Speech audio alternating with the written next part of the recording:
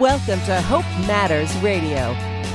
So as we get back to this whole idea of buy a house and renovate it, have an existing home and want to renovate it, how do we look at renovation costs? How do we fund them? Where do we come up with this money?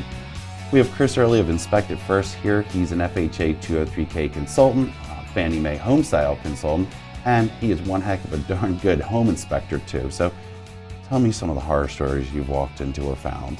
The biggest things are probably electrical issues. Okay. A lot of people think they can do electrical on their own. They think if they shut off the breaker and they wire a couple things in and it works when they're done, that it's fine and it's safe and it's working. A lot of people go by that if it works, it's good, and I won't mess with anything else. So a lot of horror issues with wires, splicing new wire in a knob and tube, stuff like that. We see all sorts of people tying into ductwork the wrong way, venting carbon monoxide back into their house because they just don't know, and then they're getting headaches and they don't know why. I mean, there's a lot of silly stuff like that, just homeowner kind of do-it-yourself stuff.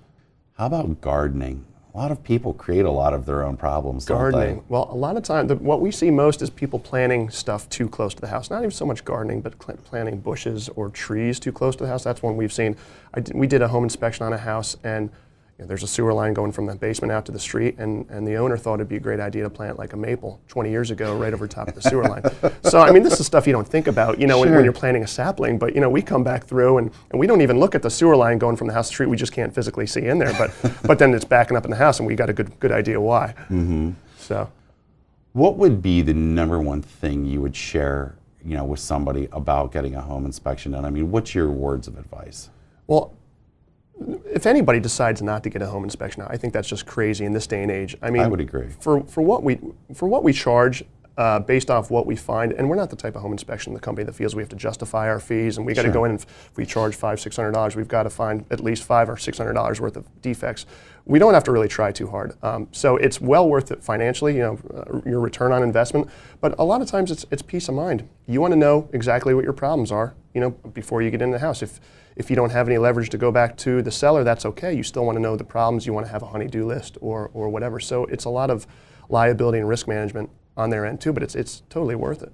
If you were the home buyer, what would you say to them when you get to the house? We normally have a curbside conversation with our clients, and this is on whether it's a new construction or whether it's an existing home construction. And we set expectations, tell them that the home inspection is going to take 2 to 3 hours. We always invite them to follow along, be on our hip the whole time so we can orient them to the house, not just point out the defects, because we put all that stuff in the report. Sure. But we want to show them in person what's the defect, why it's a defect, and we kind of want to set the expectations of what needs to be done and kind of point out the severity of the problem while they're there.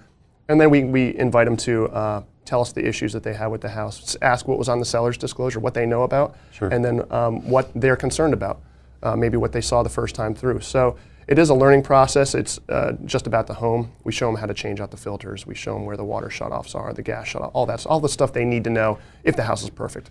And then we show them what the issues are. So.